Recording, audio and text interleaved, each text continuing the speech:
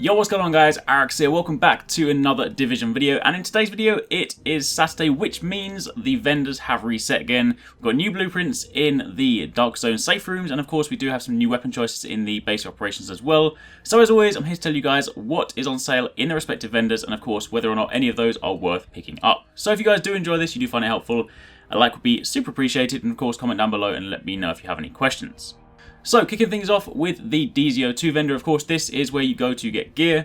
Again, as with every week, I'm only going to be speaking about the gear score 204 items or the level 32 items. So anything below that, if you do want to check that out, you're going to have to go and check it out yourself. But this week, you have an electronics holster for just over 119,000 Dark Zone funds.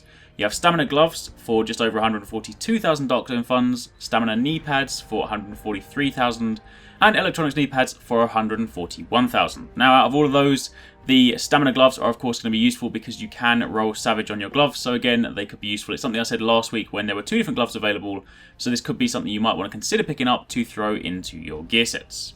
Then moving over to the DZ03 safe room vendor, this week we have a PX4 Storm Type T blueprint, which is of course a sidearm, and that'll set you back just over 214,000 Dark Zone funds. Do bear in mind for all the weapons you do need to be DZ rank 75.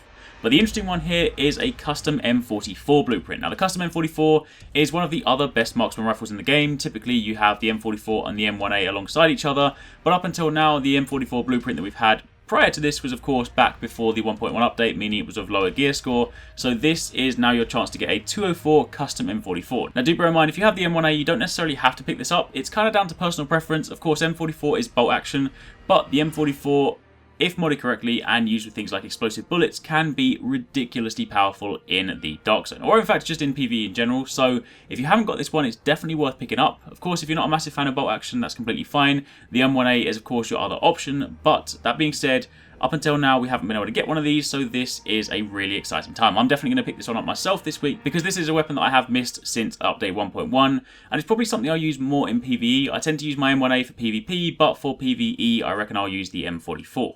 Then moving over to DZ04, of course this is where you can go to get your gear mods. Now this week, there are normally two gear mods. I can only see one this week. Chances are I've actually purchased the other one, so if you guys know what the second one is, of course I'm only looking for the level 32 one. By all means let me know down below. But for the time being, generally speaking, things with gear mods is pretty simple. The one that we can see is the performance gear mod, which is just over 236,000 Dark Zone funds, of course item level 32, DZ rank 50, but generally speaking, until the 1.2 update drops, you want to steer clear of performance gear mods. They're not very good, and until they're buffed, they're really not going to be worth spending your money on or wasting your time on. Aside from that, of course, it's just a case of working out what you need in your build. So if you are looking to boost one of your particular attributes, then of course you can go for, electronics, stamina, or firearms. These are pretty self-explanatory, pretty standard, so you should be good with that.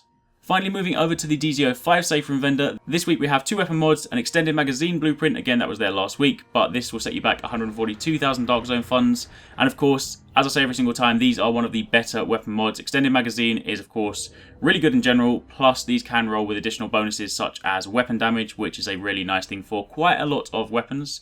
But on top of that, you have a muzzle brake for just over 166,000 Dark Zone funds. Now finally, stepping out of the Dark Zone for a minute and going back to the base of operations, there are two weapons you can buy this week. Firstly, there's the tactical MK16, which is an assault rifle, and of course will set you back 927 Phoenix credits. Now do bear in mind that while assault rifles right now are not necessarily the best weapons in the game, there will be a weapon balancing patch coming at some point after the 1.2 update, and they are looking to improve those guns and those archetypes that are not used quite so frequently. And of course there is also a gear set coming in the 1.2 update that is tailored towards assault rifles, so it could be something you might consider using. But on top of that, you also have a Vector 45 ACP, which will set you back 822 Phoenix credits. That being said, the tactical MK16 this week has Provident, where the last bullet of a magazine deals 57% more damage. Plus, you have Destructive, where armor destruction value is increased by 18% when using this weapon, but that's only a PvE talent. And also you have Predatory, where killing a target regenerates 13.5% health over 5 seconds. So, some alright talents, but definitely not the greatest. So, given that it is so expensive, especially it's 927 Phoenix credits, that's pretty near 1,000, I probably wouldn't grab this one just yet. Alternatively, the Vector 45 ACP has Brutal, where of course headshot damage is increased by 24.5% when using this weapon. Ferocious, where damage against elite and named enemies is increased by 14%. And Determined, where killing a target reduces skill cooldowns by 9%. Again, some decent talents, but given that in previous weeks there was a first wave Vector blueprint sold, you can of course go and craft this for better results. So if you have got that blueprint, I would say don't even consider this, but if you haven't got that and you are looking for an SMG, then I will leave that up to you. It's true, there isn't really anything else to spend your Phoenix credits on, but I generally speaking like to save them just in case there's anything good. And also do bear in mind that next Tuesday is going to be the 1.2 update, and if it's anything like last time where, say, you know, the new update came out and some weapons were on sale at the special gear vendor, it could well be that one of those new named high-ends or something like the Historian or anything like that could be on sale when the update drops next week. So if you do go and spend, say, 800 Phoenix credits or 900 Phoenix credits this week, and then on Tuesday there's something you really want, you're going to probably kick yourself. So I'd say unless you are really desperate, hang tight, wait till Tuesday, and then of course go from there. But for the time being, that is it. Those are your weapons, those are your blueprints this week. As a super quick summary, main recommendations would of course be stamina gloves for Savage, if stamina is an attribute you focus on in your build, and of course the custom M44. If you guys did enjoy this video, again, a like would be super appreciated. Drop any comments you have down below. Let me know if you picked anything up this week. And thanks for watching. Take it easy. Catch you next time. Peace out.